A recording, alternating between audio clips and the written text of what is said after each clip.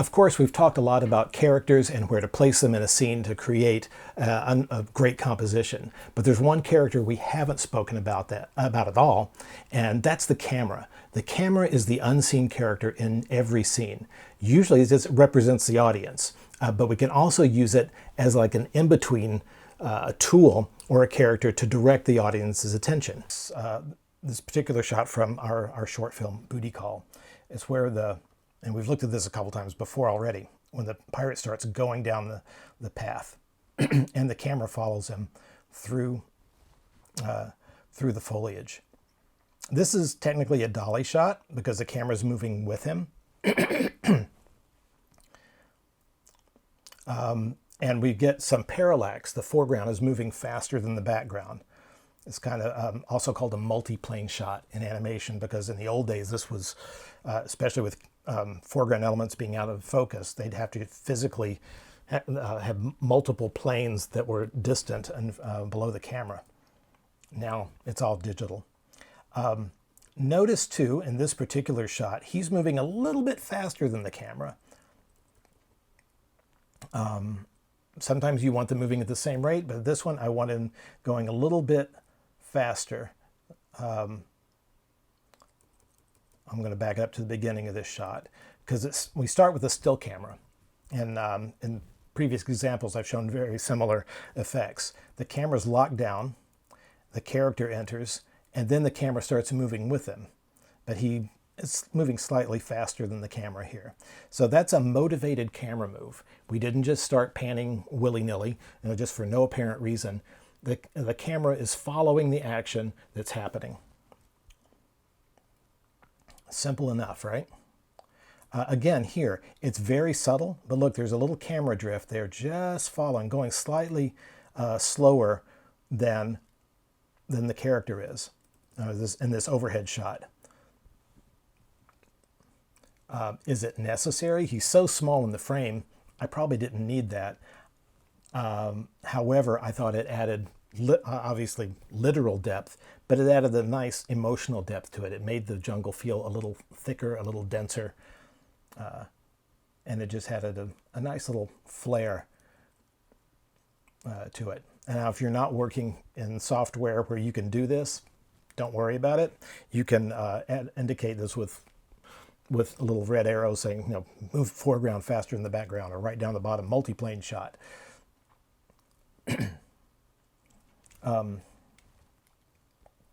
These are not very dynamic camera moves, but they're they're useful. They really enhance enhance a shot. Now this one we talked about before too, where the camera moves up to follow the pirate when he appears behind the treasure chest. A subtle camera move, but again, it's motivated. We didn't move up before he got there, because that kind of telegraphs what's going to happen. It gives it away where the action's about to happen, and it kind of it takes, in my opinion, it takes you out of the story. When you feel the camera moving before it's supposed to, for no apparent reason, it's not as smooth. I like to be just behind the character, or exactly along with him. Okay, and then when he jumps out from behind, again, I'm going slow motion here. We follow him. The camera follows his action and follows him down as he lands too, just behind him. Now this would be a pan and tilt at the same time. We're tilting up, panning, and then tilting back down again. Or the all-encompassing, we truck around to follow him.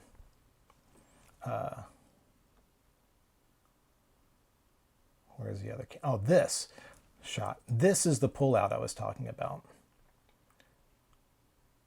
Coming up. Here we go. I'll go through it just a little bit slow. Notice the parallax shift here.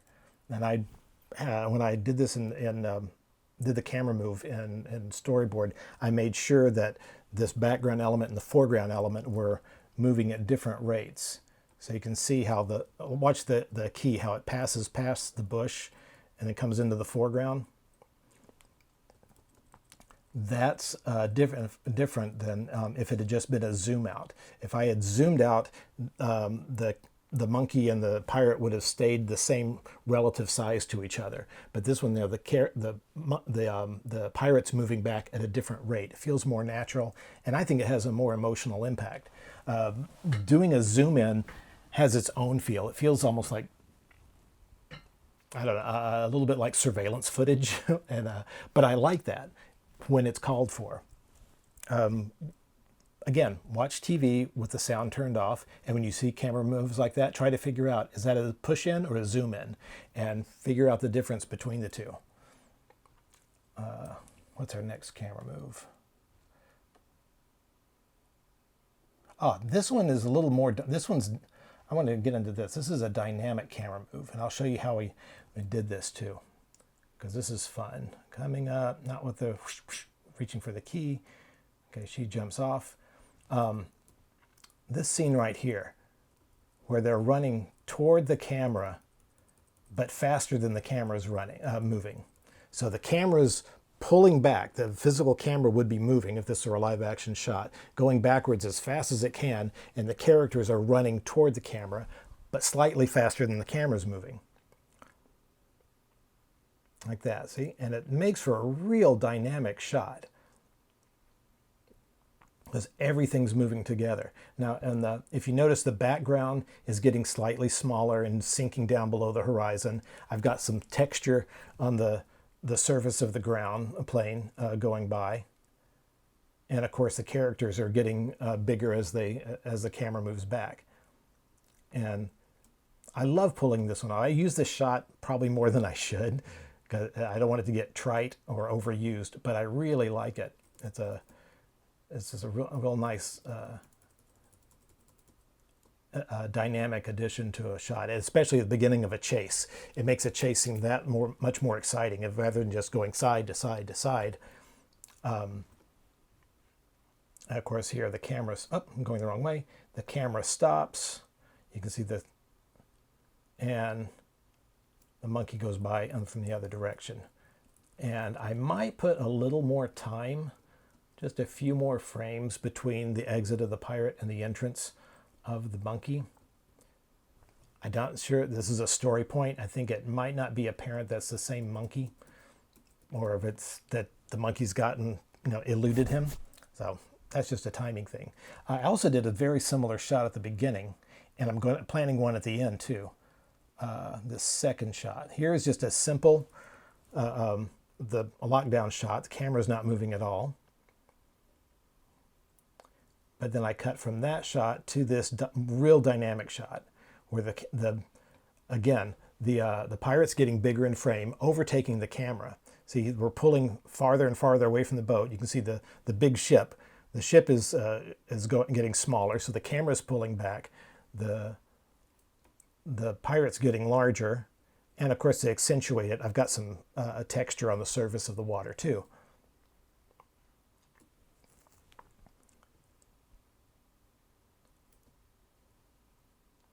So let's look at how I did that.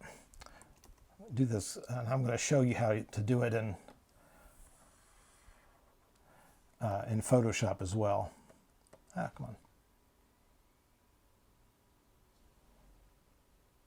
Okay, here's that opening shot here.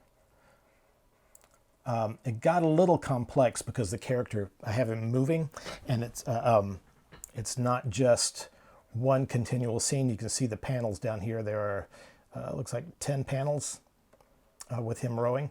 But I started out with just this image of the pirate, and I scaled him up, during the shot along the timeline, right? And then I, of course, scaled up the other pose with him pulling back on the oars at the same rate, so I could, just flip between them. I created this. Where is it? Yeah, the surface of the water here. And the same thing, I scaled it back as we were moving along.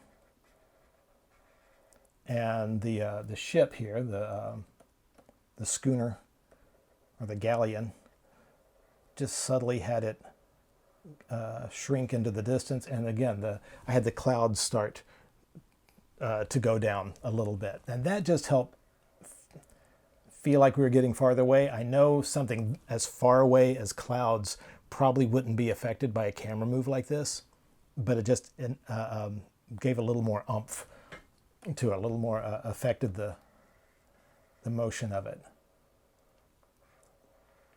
Now, if I wanted, and when this goes to animation, hopefully it will, we'll have more water effects, with the edge of the boat.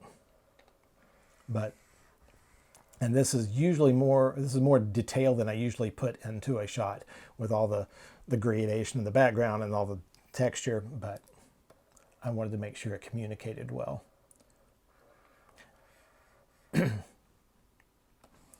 Now, the surface of the water too is just one drawing of those ripples, and I just scaled them, getting smaller.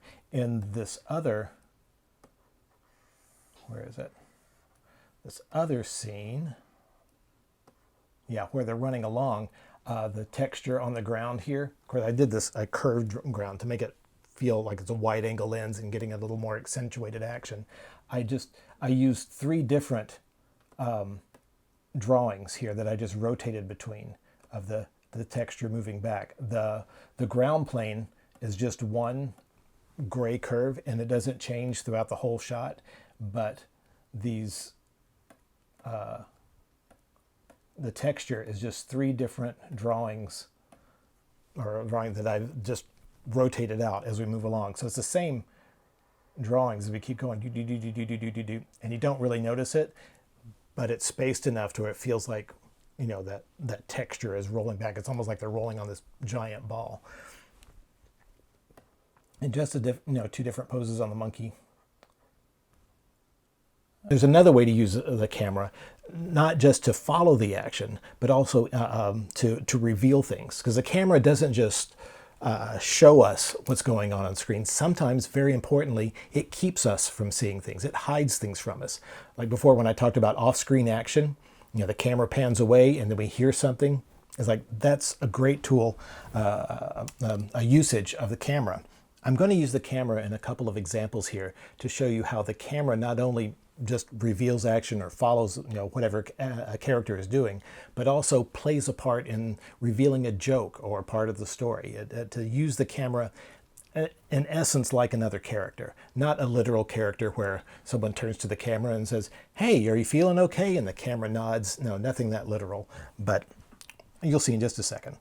So, like I mentioned before, I like birthdays. So let's start out on this birthday cake.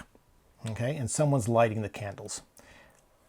Okay, and the camera pulls back to realize, oh, the lady's lighting candles, and then we hear ding dong at the door, and the camera moves with her as she turns her head. Now that's, like I said before, a motivated camera move. The camera moves because she turns her, as she's turning her head. Actually, we could do this a couple different ways. She could turn her head and then the camera could move, or like it is here, it turns with her to reveal, oh, there's a birthday clown behind the door. That's nice. And again, that's pretty standard stuff.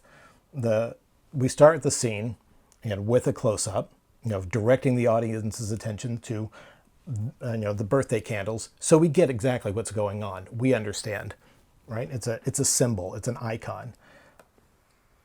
And we hear ding dong or a knock at the door.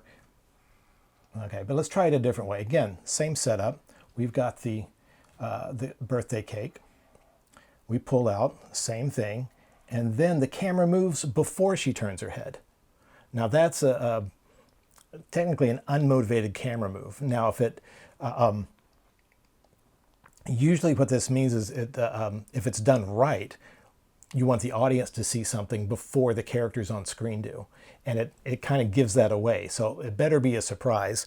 In this case, the door opens. Ah, it's a killer clown. And she's like, oh, Harvey, or whatever. But using the camera this way tells the audience something's up, right? It doesn't, you're not reacting to what's going on screen. You're leading the audience by the hand. The camera is taking the audience by the face and saying, look over here, I'm going to show you something. And in this case, it's done right. I'm sure we've all seen things where the camera's been off a little bit and it takes us to a place a little bit before we're supposed to know. This one's done right though. Okay, we've got that reveal. Or let's try a third way for an example. Same setup, another way to do something. Pull out and the doorbell rings. And she turns her head and goes, hi, Marge, and starts talking. But while she's talking, the camera's not going to follow where she's looking. The camera goes somewhere else. It zooms down below the camera. Oh no! There's an old-fashioned time bomb with dynamite. Where do you get dynamite? This type of shot was used a lot by Alfred Hitchcock. He loved taking the camera and showing the audience something that the characters in the film don't understand, and it creates so much tension. Now this could be for a joke, in this case for something bad, but again, it's using the camera as another character to direct the audience's attention very directly.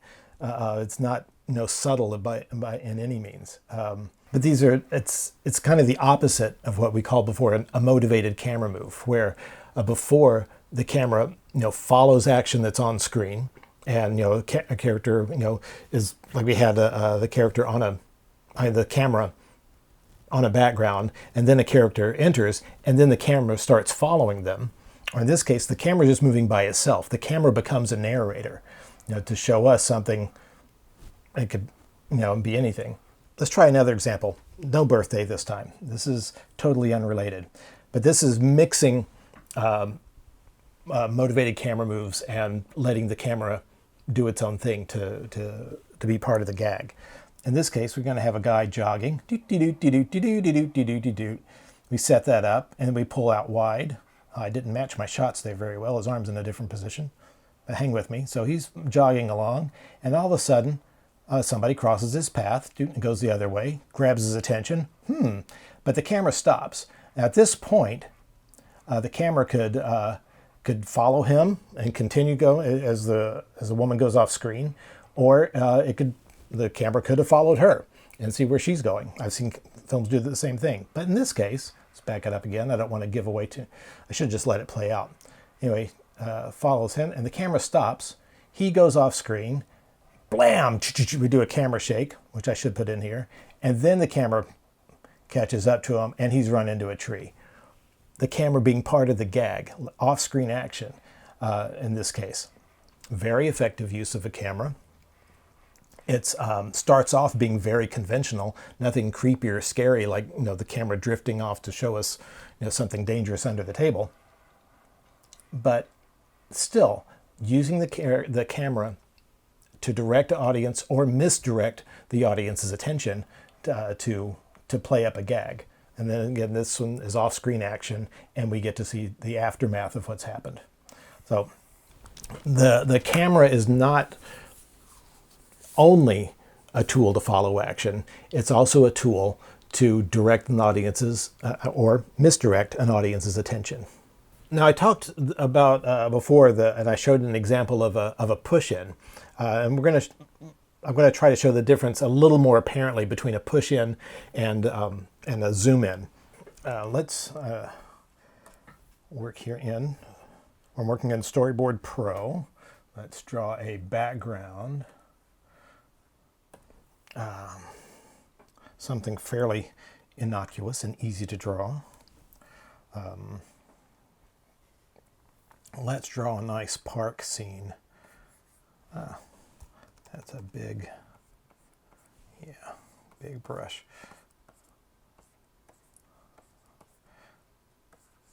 Now,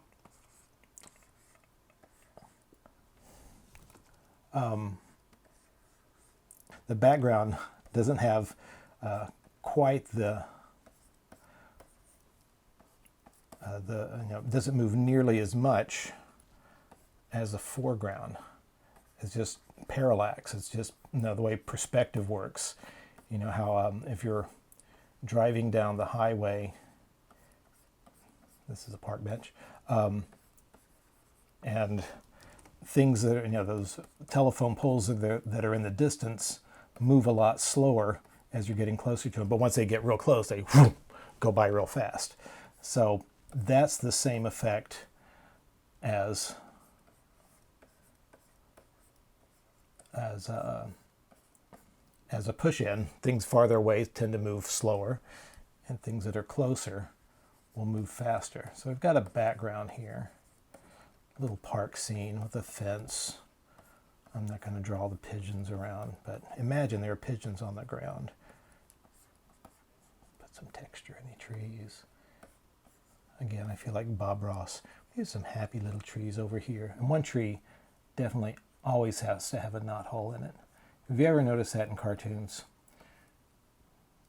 Every scene, if there's a tree in it, somebody's got to draw a knot hole in one.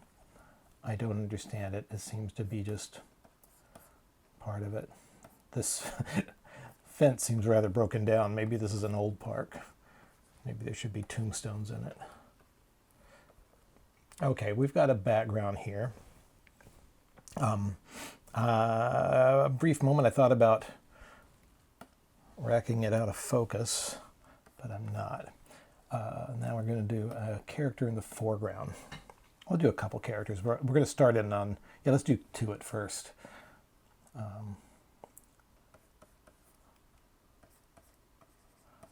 We're going to do the lady from the birthday party.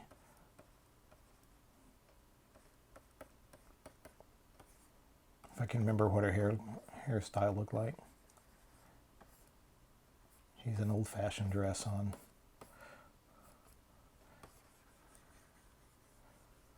Actually, this looks more like her mom.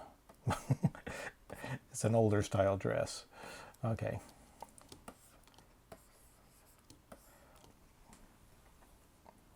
And over here, she's talking to, I don't know, some salesman.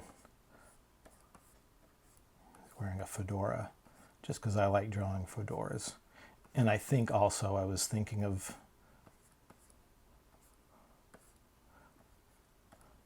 Casablanca. And Humphrey Bogart. There. He's wearing his trench coat. Oh, he's a spy. That's what it is. He's giving her spy information. Or maybe he's telling her, I can't be seeing you anymore. I've got to go be a spy.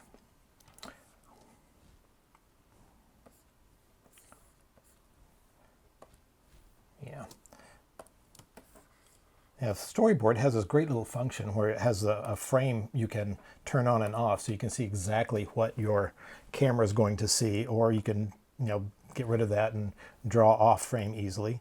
Also, there are grid lines to show you action safe and TV safe areas, because to diverge a little bit from camera movements, the edges of the screen are not really good to put stuff in, because sometimes, depending on where your show exhibits, you might not see the stuff on the very end, on the very edge. So don't put important things too near the end, or if there's text like subtitles or the title of your show, make sure they're within this this title safe area. Where is it? Yeah, inside this screen. Also, if it's going to show on some television network like Cartoon Network or Nickelodeon, they always have that logo down in the corner. Don't put anything down there. It's going to be behind the logo. So, sidebar to screen composition. I'm going to do our friendly auto mat here. Okay, now I left a big gap in there. There.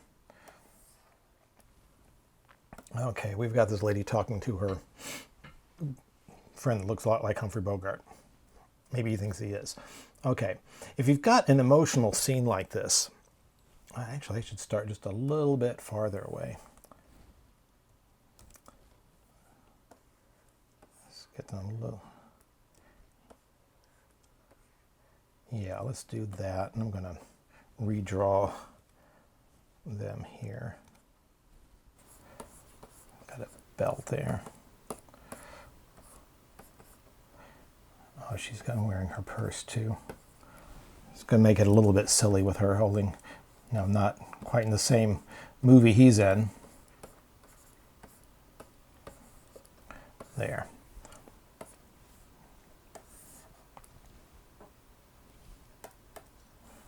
Come on. There we go. So I've got these two people talking in a park, right? What they're saying is kind of important. He's giving her an emotional, heart-wrenching story about how he can't see her anymore because he's got to go be a spy. How do we make that more emotional? You could cut to her reaction shot and show tears in her eyes, but you don't want to interrupt the shot. It's just a moment of them together. You want to see both of them at the same time. One way is to do a nice little push-in. Let's use our camera tool here. I'm going to make this scene about 4 seconds long.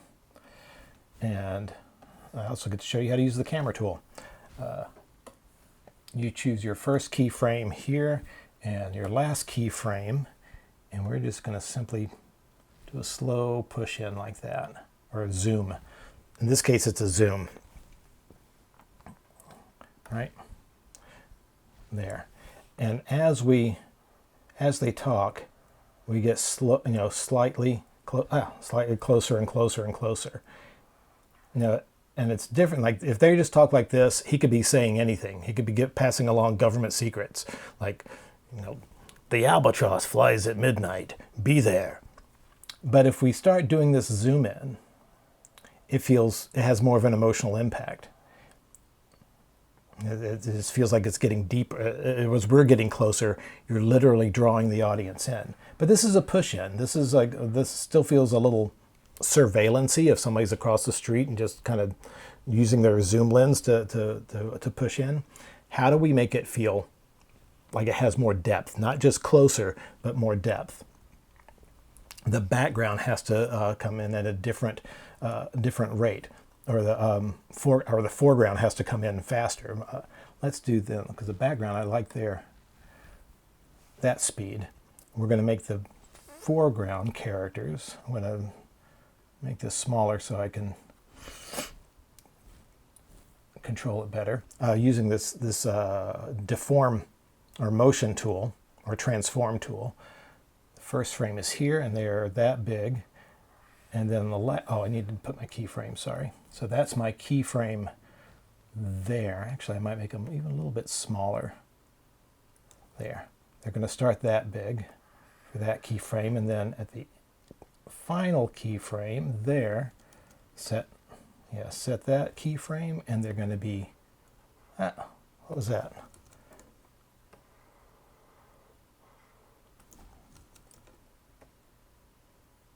There. Now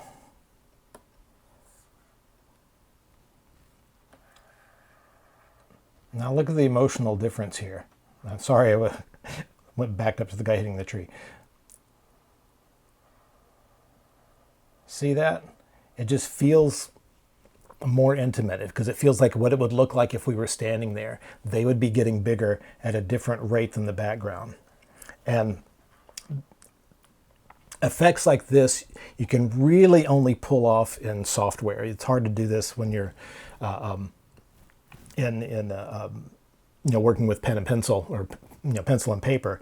And you can do it in Photoshop.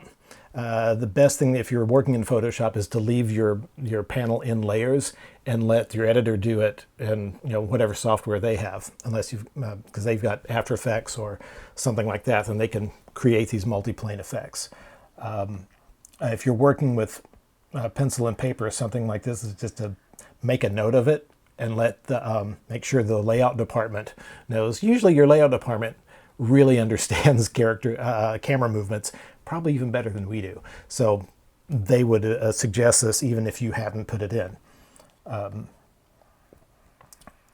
I hope you can tell the difference. I should have done those back to back. Let me do that. Storyboard. Yeah. Now this one I'm going to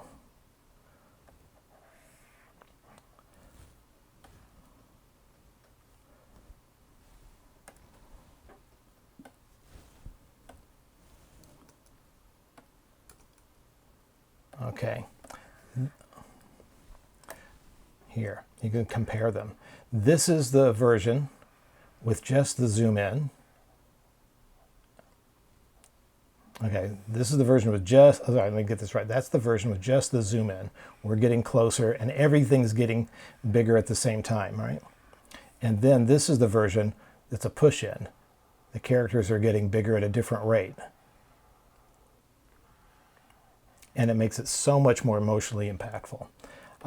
Similarly, let's say you just have one character. And this can work with push-ins or zoom-ins, but just want to show you the effectiveness of the zoom-in. I'm gonna get real emotional here with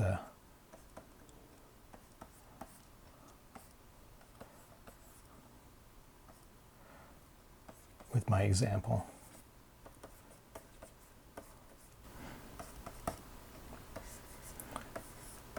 Yeah, I'm enhancing it just with the emotion with the expression.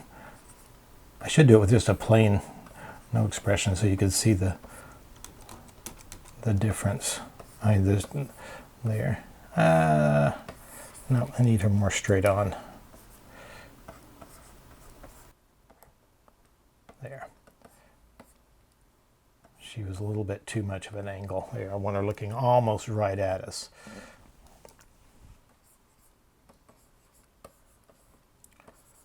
There.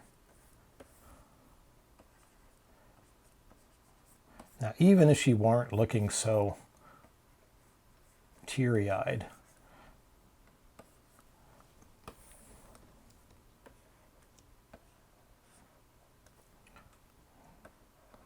let's get her a nice shot here.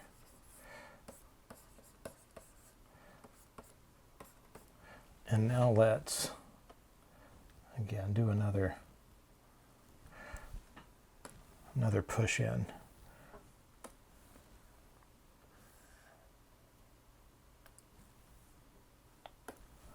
And then at the end of the shot here. Now she could be telling us anything right here, right?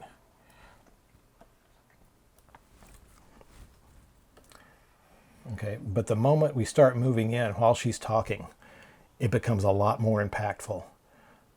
I mean, we could put tears welling up in her eyes, and she could be telling us how, she lost her dog, or something that's just so heartrending, or she could be telling us where to find the secret treasure. But doing that push in makes the anything she says that much more intense. It's pulling the audience in, getting closer and closer and closer. Again, I don't think you can really overuse this shot unless you do it every time, but it's such an impactful and simple use of the camera, because it just makes it more tactful, where that much more immediate, with whoever's talking. If you see, Spielberg does this a lot of slow zooms into someone while they're talking, because it makes it that much more emotional. But he got his that influence from older directors from the 40s, like Michael Curtiz. If you watch Casablanca, especially those ending scenes, everybody's got to push in, and it makes everything they say that much more intense. But it can be used as humor too. If you ever watch Bob's Burgers, they use push-ins a lot, usually real fast, and they'll zoom into a character and zoom back out and zoom into another one and zoom back out and zoom into a third one and zoom back out, and it gets real comical because they've taken what is normally a serious camera move and push it beyond its limits. So, and that's the truth behind everything, that you can take something that is meant to be dramatic, but especially in cartoons, you can use that same intensity. If it's over something silly, it becomes comedy. That's the beauty of it. So far we've talked about screen composition and staging and posing your character and moving the camera, all to create a good story. But where does the story come from? That's the next step. Let me show you how to work with a script.